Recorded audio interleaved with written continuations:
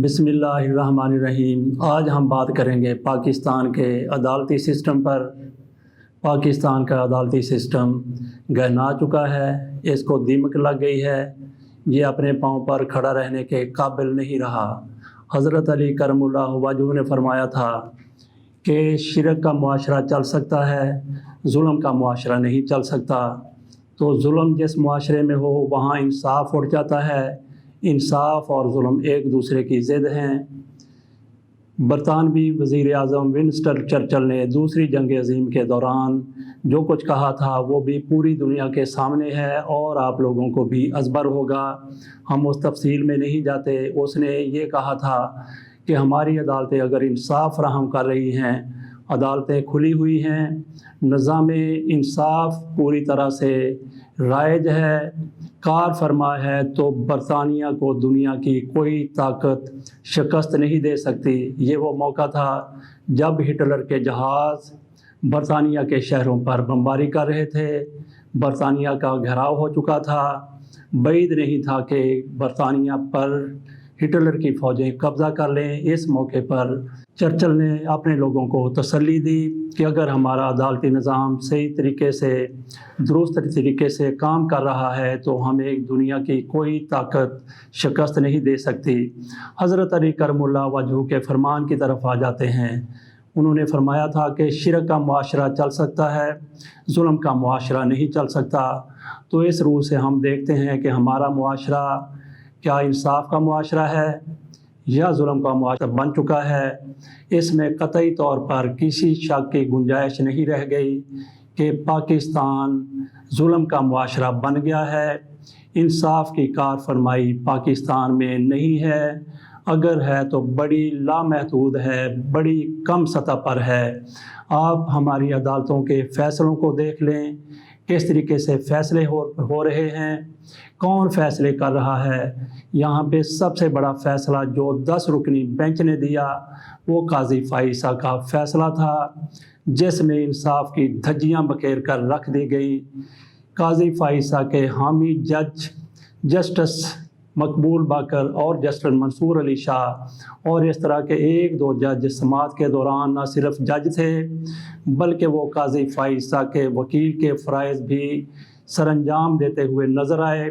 जब उनके साथी जज काजी फ़ाइसा और उनकी अहलिया सरीना ईसा से सवाल करते तो ये इन लोगों का रवैया तल्ख़ हो जाता।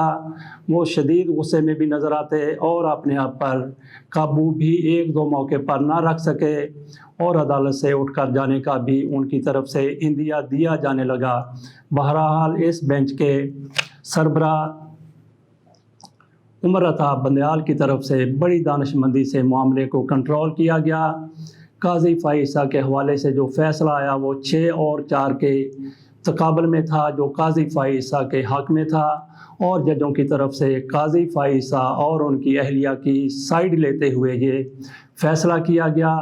काजी फ़ाइसा की अहलिया वहाँ पे अदालत में रोस्टम पर आके रो पड़ी थी, तो जजों को अपने साथी जज की अहलिया के आंसू उनसे बर्दाश्त नहीं हो सके। जबकि दूसरी तरफ मॉडल टाउन केस में बिस्मा अमजद जो एक मासूम बच्ची है, उसकी मां के जबड़े में गोलियां मारकर उसको शहीद कर दिया गया था या इनकी नज़रों में उनको हलाक कर दिया गया था। उस पर जजों का दिल नहीं पसीजा, जजों के ज़मीर पर कोई खलश नहीं आई।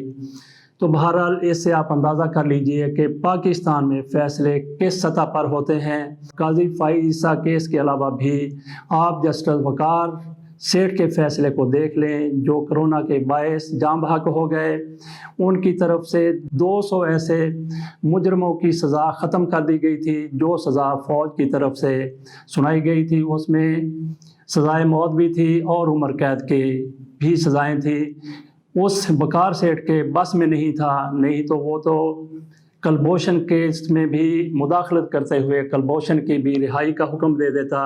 और फिर आप आ जाइए लाहौर हाई कोर्ट के जस्टिस कासम खान साहब की, ان کے فیصلوں کی طرف اور ان کی جس طریقے سے وہ انصاف فراہم کر رہے ہیں اس کی طرف، اور ان کے جو ماتحت جج ہیں وہ جس طریقے سے انصاف کا دورہ اپنے ملک میں کر رہے ہیں، پنجاب میں کر رہے ہیں، اس سے بھی اندازہ ہوتا ہے کہ جج کس طرح سے فیصلے کرتے ہیں، جج کس طرح سے جھکتے ہیں، جج کس طرح سے بکتے ہیں۔ قاسم خان صاحب کی عدالت کی طرف سے ایک فیصلہ یہ بھی سنایا گیا کہ مریم نواز شریف 10 دن پہلے مریم نواز شریف کو نیب کی طرف سے آگاہ کیا جائے کہ ان کو گرفتار کیا جا رہا ہے۔ گویا آج 3 تاریخ ہے تو مریم نواز شریف کو اگر 13 تاریخ کو گرفتار کرنا ہے تو نیب ان کو آج 10 دن پہلے بتائے گا کہ مریم صاحبہ، میڈم ہم آپ کو آج کے 10 دن بعد گرفتار کریں گے، اور مریم کو یہ موقع دیا جائے گا کہ اس دوران وہ پتھر جمع کر لیں اور لاؤ لشکر اپنے گھر میں کھڑا کر دے جو گرفتار کرنے آنے والوں کی ضرورت بنا دے گا۔ تو بہرحال کئی اور فیصلے بھی ہماری عدلیہ کی طرف سے آ چکے ہیں، خصوصی طور پر لاہور ہائی کورٹ کی طرف سے ججوں کے اوپر نیچے فیصلے میاں نواز شریف، میاں شہباز شریف، حمزہ شہباز شریف اور ان کے خاندان کی رہائی کے لیے، ان کی ضمانتوں کے لیے آدھی رات کو اٹھ کر بھی فیصلے دیے جا چکے ہیں۔ اس سے آپ اندازہ کر لیجئے کہ ہمارا عدالتی سسٹم، ہمارا انصاف کا سسٹم کس طرف جا رہا ہے، اور اس سسٹم نے کس طریقے سے ہمارے معاشرے کو انصاف کا معاشرہ نہیں رہنے دیا، ظلم کا معاشرہ بنا دیا ہے۔ تو یہاں پہ یہ بھی دیکھا جائے کہ یہاں پہ جج کس طریقے سے مقرر ہوتے ہیں، ان کا کیا طریقہ کار ہے، کیا ان کا کرائٹیریا ہے۔ کبھی ججوں کی تقرری حکومتوں کی طرف سے ہوتی تھی، لیکن آج کل ججوں کی تقرری ہر ہائی کورٹ کا چیف جسٹس نامینیٹ کرتا ہے کچھ لوگوں کو، سپریم کورٹ میں بھی یہی طریقہ کار ہے، تو ان کے نامزد کیے ہوئے لوگوں کو جج بنا دیا جاتا ہے۔ تو گزشتہ دنوں ضرورت تھی لاہور ہائی کورٹ میں 23 ججوں کی، ان میں سے 13 جج نامزد کیے گئے۔ یہ جناب قاسم خان صاحب کی طرف سے نامزدگیاں ہوئی تھی۔ کس کس کو جج بنایا گیا؟ ان میں سے 10 وکلا تھے اور 3 سیشن جج تھے۔ وکلا کون تھے؟ وکلا وہی تھے جو ان کی پسند کے تھے، جو ان کے ہم خیال تھے، یا جن کی سفارشیں آ گئی تھی، یا جن کے بارے میں دباؤ کے ذریعے جج بنانے کو کہا گیا تھا۔ ان میں ایک سپریم کورٹ کے چیف صاحب کا بھی منظور نظر ہے، کئی قاسم خان صاحب کے منظور نظر ہیں جن کو جج بنا دیا گیا ہے، اور صرف 3 ایسے جج ہیں جو سیشن جج تھے، ان کو لاہور ہائی کورٹ کا جج بنایا گیا ہے۔ باقی جگہوں پر بھی ایسا ہی ہوتا ہے۔ ایک جج اسلام آباد ہائی کورٹ کے جناب چیف جسٹس جناب عطر من اللہ صاحب کی طرف سے بنایا گیا، اس کا نام ہے بابر ستار۔ بابر ستار وہ جج ہے جو قاضی فائزہ کیس میں وکیل کے طور پر پیش ہوا تھا۔ جب فیصلہ ان کی مرضی کے مطابق نہیں آیا، یہ فیصلہ وہ تھا جس میں قاضی فائزہ کے خلاف باتیں کی گئی تھی، جس میں FBR کو رپورٹ بنانے کے لیے کہا گیا تھا۔ اس پر بابر ستار کی طرف سے شدید رد عمل کا اظہار کیا گیا۔ وہ قاضی فائزہ کے حوالے سے کہہ رہے تھے کہ قاضی فائزہ کو انصاف نہیں دیا گیا۔ ایسے بندے کو جسٹس عطر من اللہ کی طرف سے اسلام آباد ہائی کورٹ کا جج بنا دیا گیا، اور ان کی ایفیلیشن بابر ستار کی مسلم لیگ نون کے لیے رہی ہے۔ یہ جیو پر پروگرام بھی کرتے رہے ہیں۔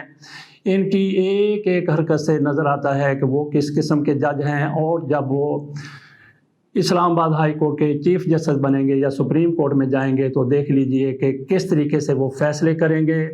تو ججوں کا کرائٹیریا بدلنا چاہیے۔ ججوں کی تقرری کے لیے ایک سسٹم ہونا چاہیے، فول پروف سسٹم ہونا چاہیے۔ جسٹس قاسم خان صاحب کی طرف سے ایک کیس کے معاملے میں کہا گیا، جب انہوں نے کہا تھا کہ ڈیفینس ہاؤسنگ سوسائٹی اور متروکہ وقف املاک کے درمیان جو زمینوں پر قبضہ کا کیس تھا، اس کیس میں انہوں نے کہا تھا کہ یہ چونکہ اقلیتوں کا معاملہ ہے، یہ معاملہ پوری دنیا کے سامنے جائے گا تو یہ FATF سے بڑا مسئلہ بن جائے گا، یہ ان کی طرف سے کہا گیا تھا۔ اور انہوں نے جس طریقے سے جج بنائے ہیں اس سے آپ اندازہ کر لیں۔ خود یہ کہتے ہیں کہ میں 11 سال سے جج ہوں اور 11ویں سال میں چیف جسٹس بنا ہوں۔ ذرا اندازہ کیجئے کہ ایک جج 10 سال جج رہتا ہے، پہلے وکیل تھا، اور وہ 11ویں سال چیف جسٹس بن گیا۔ पाकिस्तान में कोई भी ऐसा शोबा बता दीजिए जिसमें एक बंदा आज भर्ती होता है और वो आला आखिरी ओहदे पर 11 साल में या 10 साल में चला जाता है। कोई ऐसा ओहदा नहीं है, कोई ऐसा शोबा नहीं है। आप फ़ौज को ले लीजिए, वहाँ से लेफ्टिनेंट भर्ती होता है और लेफ्टिनेंट भर्ती होने के बाद 40 साल के बाद वो जर्नैल बनता है। CSS करने वाला बंदा जब अपनी मुलाजमत शुरू करता है तो 40 साल के बाद वो 21वें और 22वें ग्रेड में जाता है। जबकि हमारे यहाँ ये है कि कासम खान साहब कहते हैं कि वो 10 साल जज रहे और 10 साल में ही वो चीफ जस्टिस बन गए। ये तो कासम खान साहब की बात है। उधर आप देख लीजिए काजी फाइज ईसा, वो एक दिन भी जज नहीं रहे, उनको बराह रास्त चीफ जस्टिस भर्ती किया गया।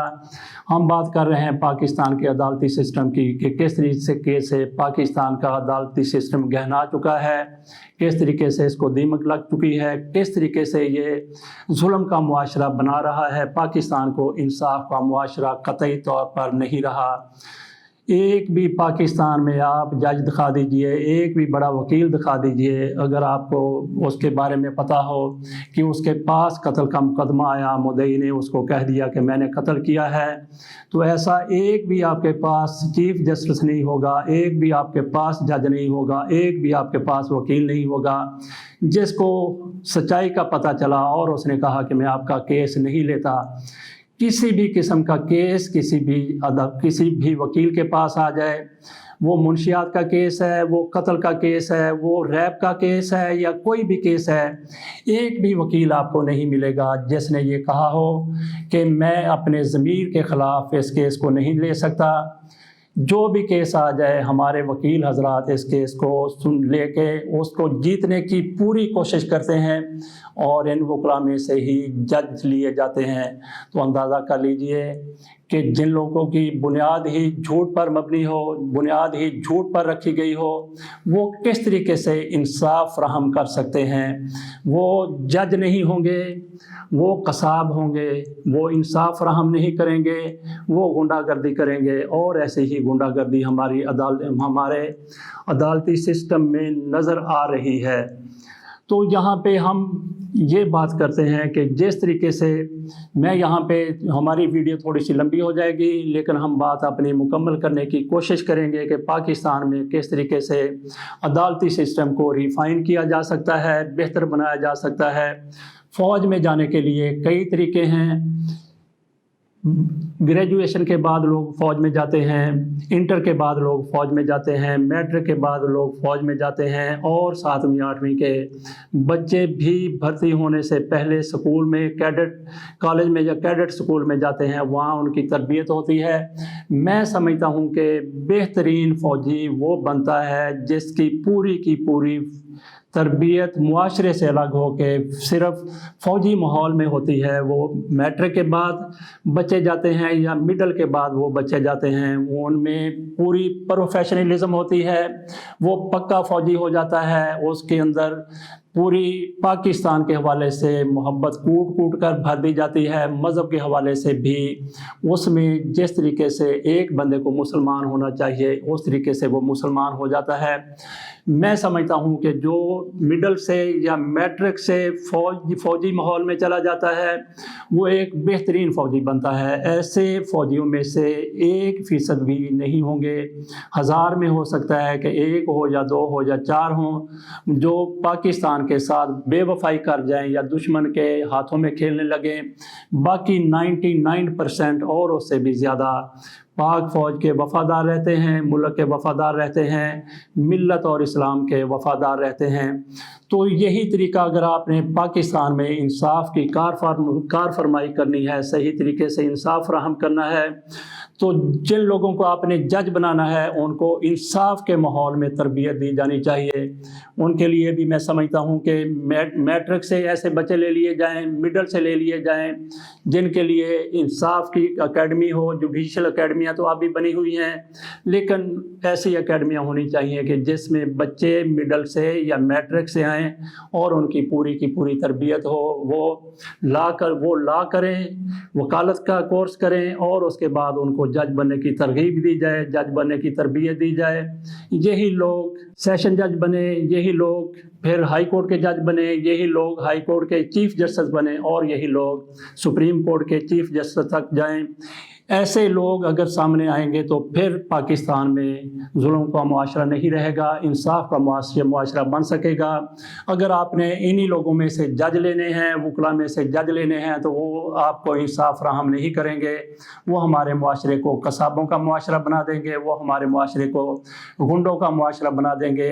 بہرحال پاکستان میں ایسے جو کہ ہم نے بات کی ہے، جو آج کل انصاف کی کرسیوں پر بیٹھے ہوئے ہیں، وہ ان کی بنیاد کیا ہے وہ آپ کے سامنے رکھ دی گئی ہے، لیکن اس کے باوجود ہم یہ کہیں گے کہ اس کے باوجود بھی ان میں سے کئی جج ایسے ہیں جو انصاف پرور ہیں، جو انصاف کے نظام کو سمجھتے ہیں اور انصاف کا نظام قائم کرنا چاہتے ہیں، ظلم کے معاشرے کا خاتمہ چاہتے ہیں، لیکن میں سمجھتا ہوں کہ ان کی تعداد آٹے میں نمک کے برابر ہے۔ عدالتی سسٹم کے حوالے سے ہم نے اپنی بات مکمل کر لی۔ اللہ تعالیٰ پاکستان کا حامی و ناصر ہو اور ہم اس قابل ہو جائیں کہ ہمارا عدالتی نظام انصاف فراہم کر سکے، اور یہ معاشرہ ظلم کا معاشرہ جو بن رہا ہے، بن چکا ہے، وہ انصاف کا معاشرہ بن جائے۔ اللہ حافظ۔